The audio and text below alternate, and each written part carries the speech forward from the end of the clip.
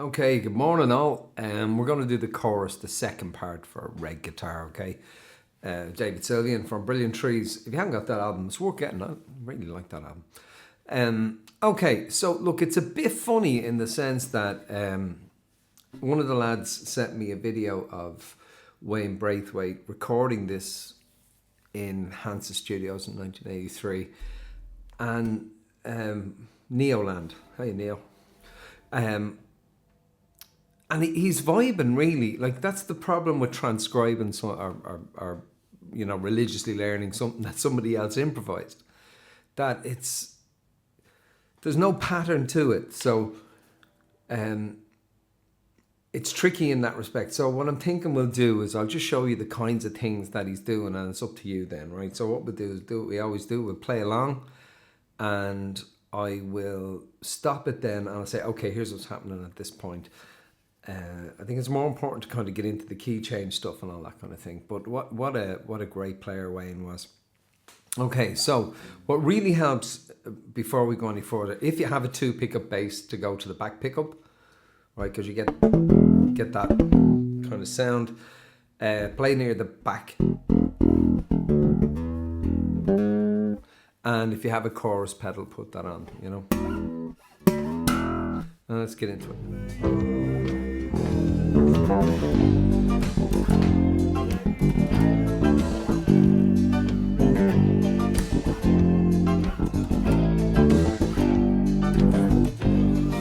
Okay, so the basic idea of this is much like a lot of McCarran stuff, actually. There's a central core, and then he does some ad-libs to kind of spice it up. And funny enough, in the second half, he doesn't do that quite as much, and particularly when there's a key change, right? It goes up a semitone.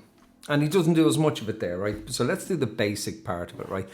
There's a lot of ghost notes, which are like kind of, it's an open A, but you damp it. All right, so we're going to start with a G, open E to the G, which 3rd fret on the E string, and then the 1st fret. Okay, now you can slide, but I think the 4th note is not a slide, the slides are later. So, right. Okay, so what that is, so from the top, and then that loose opening to a G and off again. And we're going to slide from the G, again, the 3rd fret on the E. Slide it up 2 frets to give us an A. And that ghost note E. Back onto an A and slide back down. So I'll do that slow again.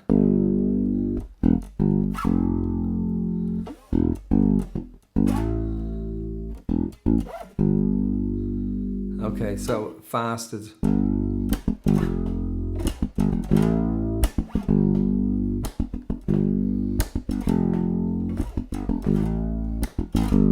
Okay, so that's the core of it, right? As he's got that going on, that's his groove. And then he's doing little bits and pieces to fill in. And they're usually octave based or based around the chord, right? There's very little other than that, right? So the first one is towards the end of that section, right? I'll play it again and I'll show you where it is. Here we go.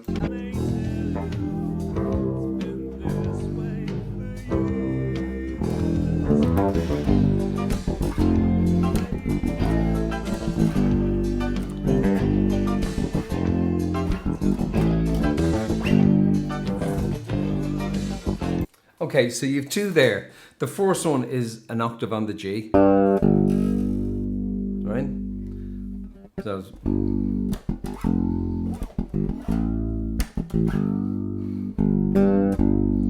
and all you're doing is your little finger or your 3rd finger on the 5th fret of the D string and back down. The other one is doing is when he goes up. Okay, we go to an A, and he does this. And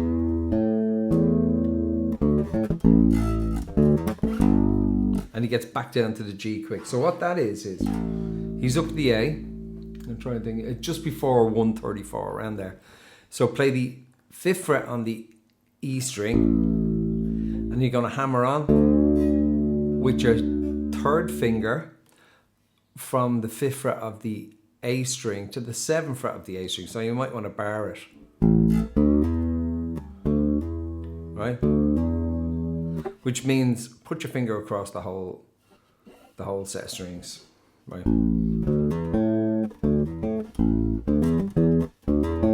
Whatever you want to do, I'd bar it. But that's because I used to play guitar. So.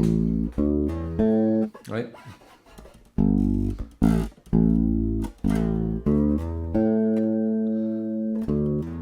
So when you do the hammer on from the 5th to the 7th on the A string, your little finger is going to be waiting on the 7th fret of the D string. So you get this.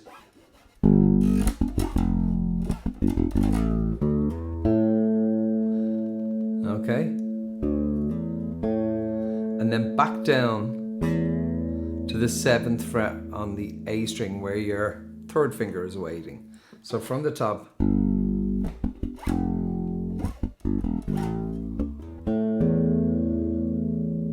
and instead of hitting the A, he gets down in time, slides down in time to get to the G. So it's this. And all that movement gives it that flavor, right? It's not a keyboard where it's getting down there without some sort of, effort on your behalf. So I hope that makes sense.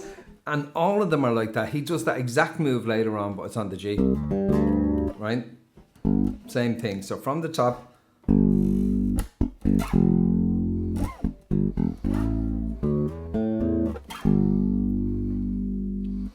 okay, and let's move on to the next bit now.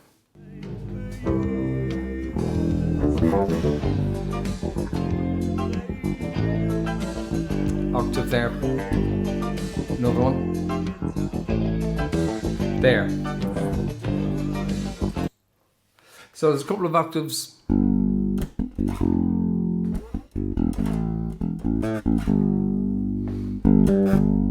Okay, so an octave, if you don't know, is you make a box shape from the root you're playing, down 2 strings and over 2 frets. So you get, and all you do is you do it with your third finger or your little finger. It's what disco music is based around. So there's 2 there, right?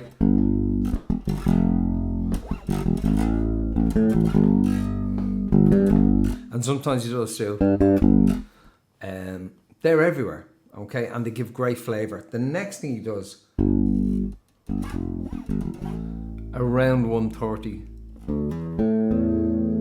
That. It's very cool. So,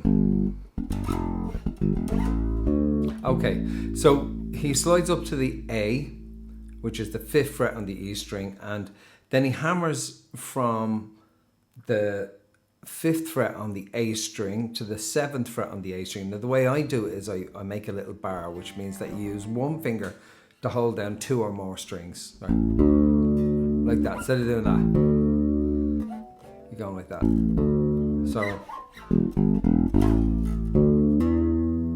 and then get your little finger in on the D string on the 7th fret. So, and that's a little power chord, like you, right? So, and then he comes back down with his right hand, because left hand doesn't need to move, to the 7th fret on the A string. But this time, instead of hitting the A, the 5th fret on the E string, he's gone down to the G. So it's like this. All right? So from the top,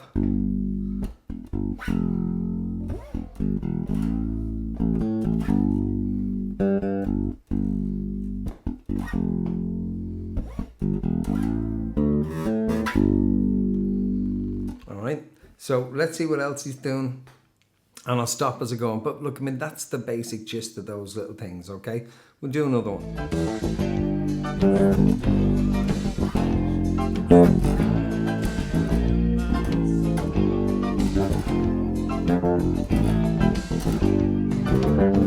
Okay, so this begins after the last bit. Okay, that bit we just did. So he's going to play an octave of that G note, 5th fret and the D string, and back down to the G, the E string. And then he's going to go again, G again, 3rd fret and the E, to the F. And we're going to play the octave there. And then back to the F. Right.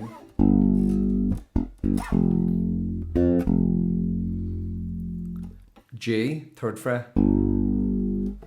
Open E. To the B flat, which is the 6th fret. To the 5th fret, and these little dead notes in between, right? So it's really hard to play slow. It's one of those things.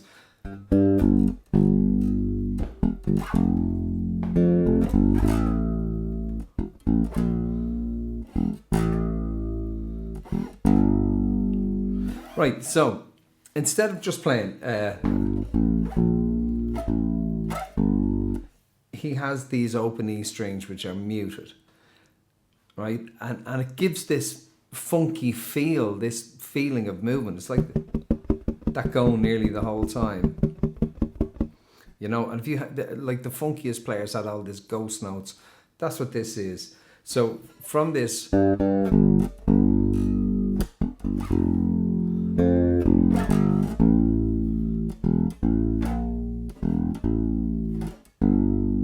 the G, 3rd fret and the E, and back to the F.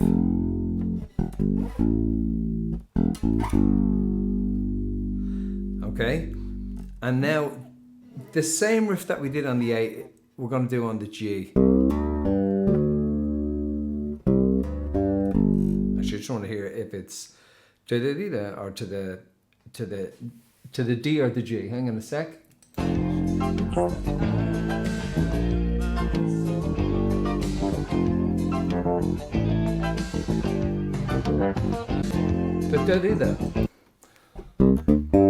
Yeah, it's to the root note. And there's a couple of little octave things in there. Now look, as I say, if you're going to go through them, you go mad trying to track them. And he didn't, he vibed them. He made them up as he was going along, just little punctuations. All right. So what we're going to do now is we'll go into the key change part, okay?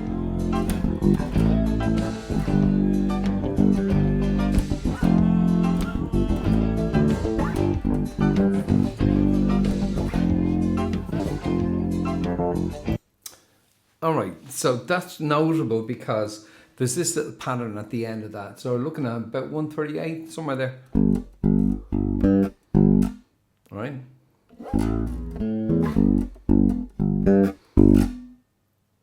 Okay, so it's after one of these little, one of those little runs, and he goes to the G on the E string. 3 of those, and a high G. Back down. So it's all right. That's one of the last ones of those I think is worthy explaining. The rest of them, you'll figure it out. Now you know the kind of thing. It's either octave, double A, and you're open. All that open stuff. So you shouldn't be watching yourself on the screen because your brain sends your hand the other way. Okay, let's keep going. One more little notable thing while we're still in the original key, which is C, is where Sylvian sings, I understand you're facing problems inside you. There's a double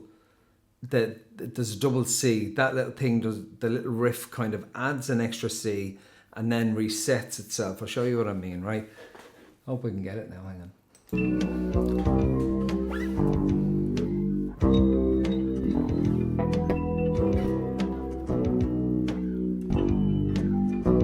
Here.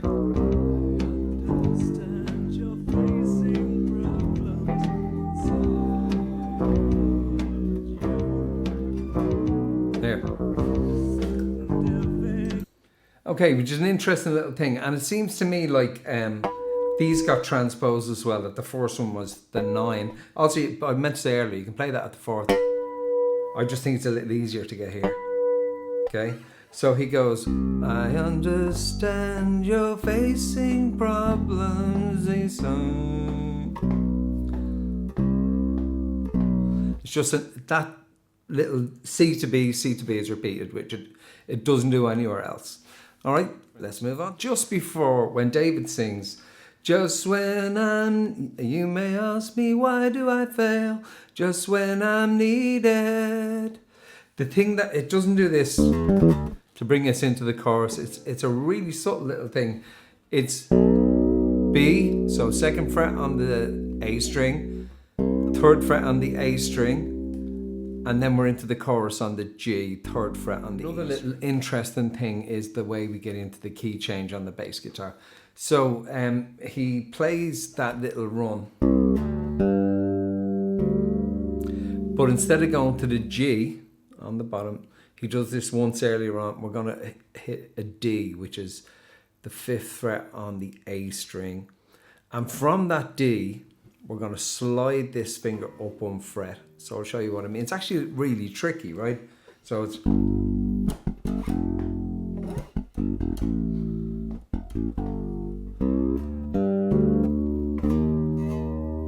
Okay, that doesn't look tricky there, but to get that clean is actually really hard. And the next note is a B flat, which is the string and the fret directly below. And back up to the E flat, and then we're going to play a G on the 3rd fret. Okay, so I'll show you here, right? Here we go. In my soul.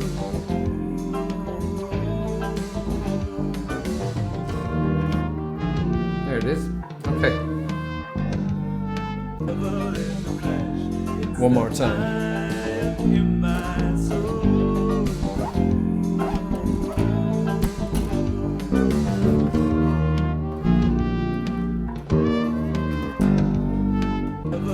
Okay. Interestingly, when you watch the video of him recording, he seems to be tracking kind of chords over that, because that's going in the background. He's done that bit, and they show later on where I think he's playing chords. He was a piano. There's the dog barking. He was a piano player as well, as far as I know. So he had all that knowledge. Okay, so just again that part, and then to a B flat, and then E flat, and to the G. Okay, and where it goes back up here, watch what happens. I'll show you next. I'm also going to see what's wrong with the dog.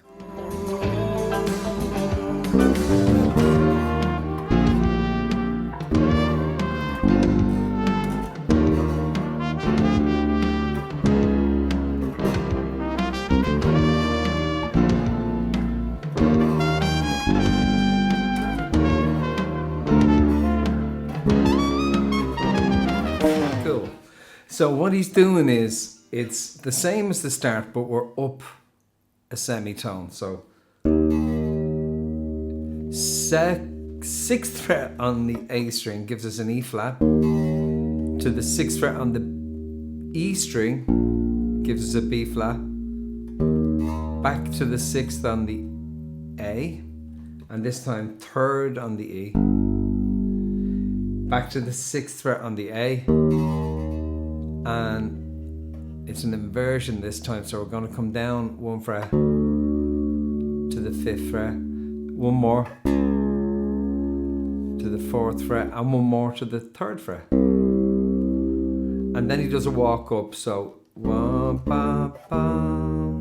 And what that is on the same string, 3, 5, 6, boom, down, down, down.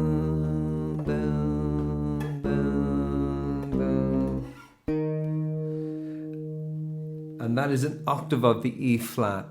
There's a run or something there. I'm having trouble picking it out. Hopefully I'll get it before the end of the video, but you'll live without it if I can't. For now, it ends on that. If it's not just a slide, it ends on the 8th fret of the G string. And then we're into the chorus again. And this time, it's the same as what we played the last time, but you're up a fret. So it's 4.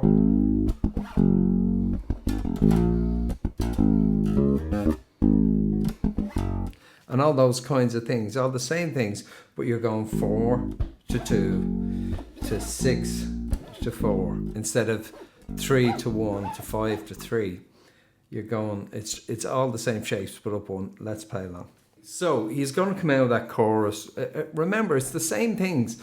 Just listen yourself and start picking out these little octave things and the little runs. He uses that a couple of times in it, okay? So, and just to recap, it's 4, 2nd fret, 6th fret to the 4th fret, all on the E, and you've got your octaves and your bits and pieces. And then when he goes, iron in my soul, it's the iron in my, he goes up to the B flat, sorry, the B to the 7th fret. It's all just up one semitone from the previous chorus. But when he comes out, it's very interesting what happens. He's coming out into the intro again, but remember, we're up a semitone for the key change. So he comes out C sharp, which is 4th fret on the A string to the 4th fret on the E string. So boom, 4th fret on the A string again to the 1st fret on the E string. Now, something very interesting happens here. He plays the harmonic,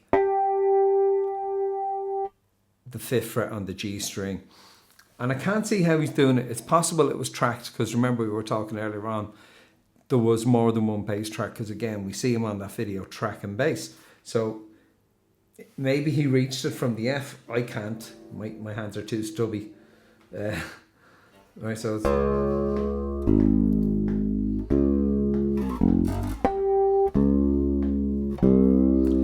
So C sharp to C, so 4th fret on the A to the 3rd fret on the A, 4th fret on the E to the 3rd fret on the A. If you ask me, I may tell you. All right, and what happens to get to the end, it's a bit of a kind of crash bang to get at the end. I'll do that with you now, and then we're done.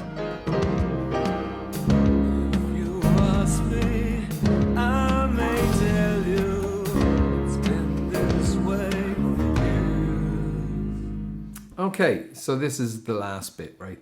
So he goes, if you ask me, I may tell you. So that's the standard chorus thing. We've done this already in this new key. So C sharp, so the 4th fret on the A, 4th fret on the E, 4th fret on the A, to the F, 1st fret on the E, back to the 4th fret on the A. It's been this way for years. It's been this, to the 3rd fret on the A, okay, and then he does a little run. It's pushed, and it's a mad sound because some of the other instruments, I think the piano particularly, isn't as pushed. It's been this way.